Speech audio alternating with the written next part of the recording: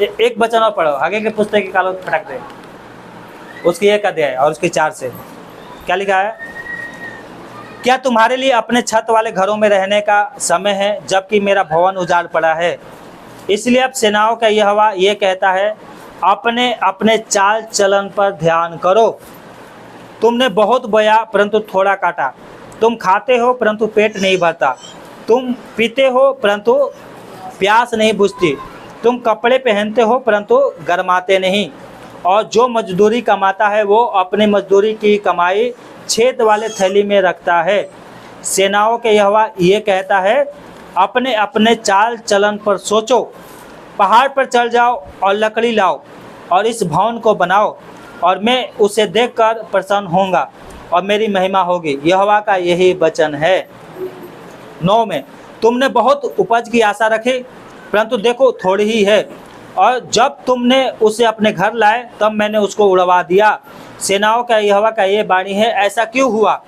क्या इसलिए नहीं कि मेरा भवन उजाड़ पड़ा है और तुम में से प्रत्येक अपने अपने घर को दौड़ा चला जाता है?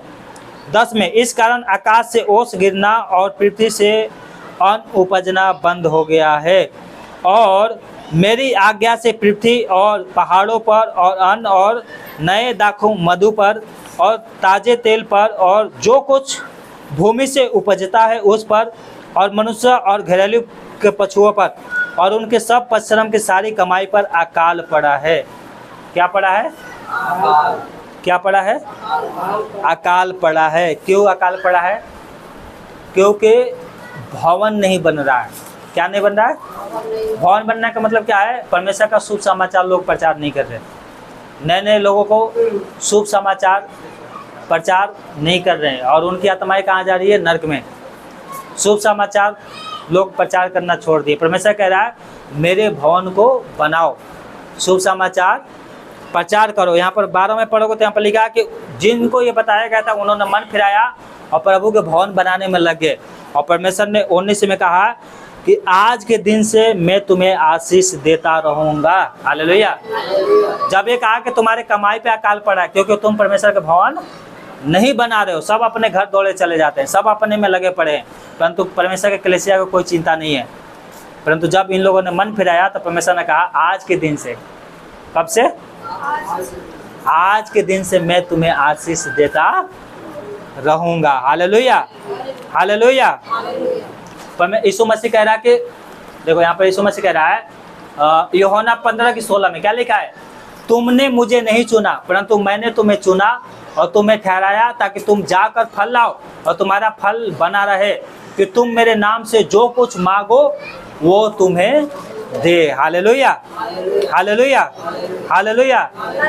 परमेश्वर ने आपको इसलिए चुना है और नियुक्त किया है कि तुम फल लेके आओ और तुम्हारा फल बना रहे, और जो कुछ उसके नाम से मांगो वो तुम्हें दे। लिखा है, यदि तुम मुझ में बने रहो और मेरी बातें तुम में बनी रहे तो जो चाहो मांगो वो तुम्हारे लिए हो जाएगा। हालेलुया। परमेश्वर के पहली क्या है? तुम मुझ में बने रहो और उसकी बातें, उसका वचन बना रहेगा आप में, तो जो मांगोगे वो आपके लिए। हालेलुया। आपके नौकरी कर रहे हो, सैलरी नहीं बढ़ रहा है, यीशु मसीह में बने रहो और उसके वचन तुम में बना रहेगा तो सैलरी भी बढ़ जाएगी। काम नहीं मिल रहा है, काम भी मिल जाएगा। Hallelujah, hallelujah. चंगे नहीं हो रहे हो, चंगे भी हो जाओगे अगर उसके वचन आपके अंदर बना रहेगा तो। Hallelujah, hallelujah. यीशु मसीह ने कहा मत्ती 6:25 में, क्या कहा? 6:25 में कहा, इसलिए मैं तुमसे कहता हूं कि अपने प्राण के लिए चिंता करके ये ना कहना हम क्या पिएंगे, और ना अपने शरीर के लिए कि क्या पहनेंगे, क्या खाएंगे और क्या पिएंगे, और ना अपने शरीर के लिए कि क्या पहनेंगे। क्या प्राण भोजन से और शरीर वस्त्र से बढ़कर नहीं। हालेलुया। 33 में लिखा है, इसलिए पहले तुम उसके राज्य और धर्म की खोज करो तो ये सब वस्तु तुम्हें अपने आप। राज्य का खोज करने का मतलब उसका वचन लोगों को बताओ। धर्म का खोज करने का मतलब है अपने जीवन को सुधारो। हालेलुया। आप राज्य बढ़ाओगे, प्रभु का राज्य बढ़ेगा, अपना जीवन सुधारोगे, ये धर्म की खोज है।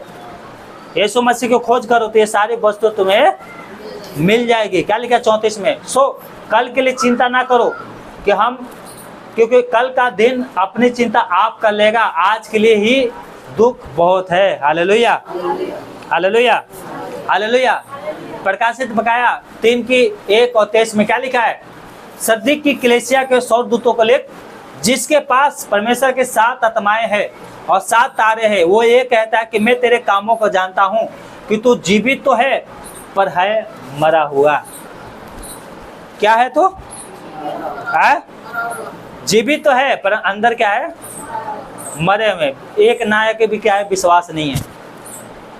दिखाने के लिए शरीर अच्छा है, सुंदर है, जीवित है, हम हालेलुया जय मसीह को बोल रहे हैं, गीत भी गाने आता है, पर अंदर से क्या है? मरा हुआ है। कौन कह रहा है ये बातें? यीशु मसीह कह रहा है कि तू जीवित है पर है अंदर से मरा हुआ। लिखा है इसलिए जागृत हो और उन वस्तुओं को जो बाकी रह गई है और जो मिटने को है उन्हें ढूंढ कर, क्योंकि मैंने तेरे किसी काम को अपने परमेश्वर के निकट पूरा नहीं पाया है। कोई भी काम को पूरा नहीं पाया। हम है क्रिश्चियन, हमने धर्म बदल लिया, ऐसे लोग बोलते हैं, है ना। पहली बात, प्रभु में तो धर्म नहीं बदलता, लेकिन कहते हैं ना कि हम यीशु मसीह को मानते हैं, पर अंदर से क्या है? मरे हुए हैं। और परमेश्वर जो काम दिया है, कोई भी काम क्या है? पूरा नहीं किया।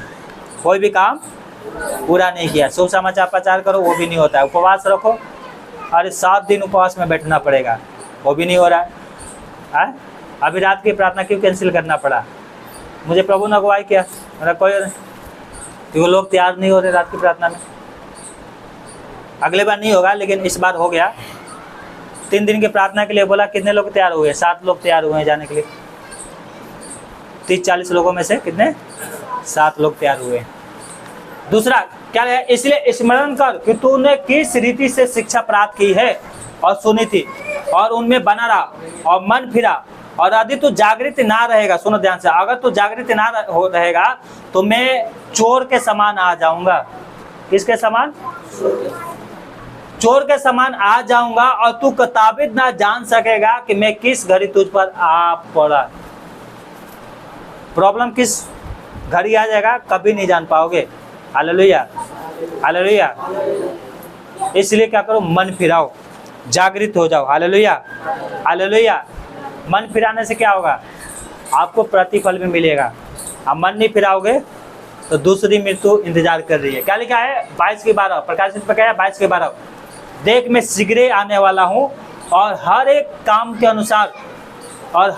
के काम के अनुसार बदला देने के लिए प्रतिफल मेरे पास है। हालेलुया। यीशु मसीह आएगा कि तू सबको क्या करेगा? प्रतिफल देगा। किसको प्रतिफल देगा? जो मन फिराएंगे उनको, और जो मन नहीं फिराएंगे उनको प्रतिफल सिंहासन के सामने क्या किया जाएगा? हाथ पैर बांधा जाएगा और ले जाकर अधोलोक में डाल दिया जाएगा, जहाँ पर रोना और दांत पीसना है, जहाँ पर रोना और दांत पीसना है। परंतु जो मन फिराएगा उसको प्रतिफल परमेश्वर देगा। हालेलुया। यीशु के पास बहुत सारे प्रतिफल है, बहुत सारे, जो कोई गिन नहीं सकता।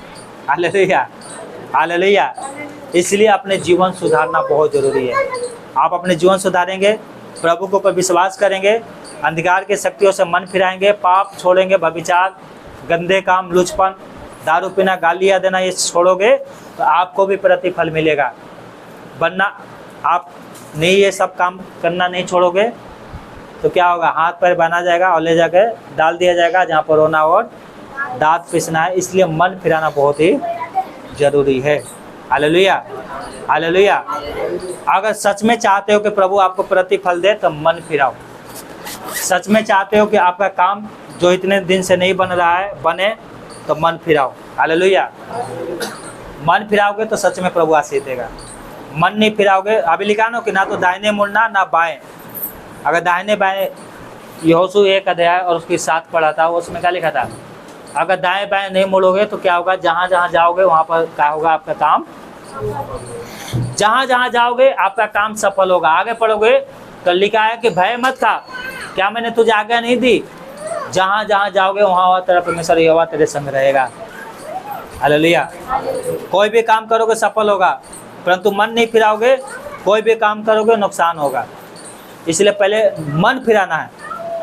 कल की चिंता मत करो, उसके राज्य की चिंता करो, धार्मिकता की खोज करो, तो ये सारी वस्तु आपको मिल जाएगी। हालेलुया। आइए अपने आंखों को बंद करें, प्रार्थना करें।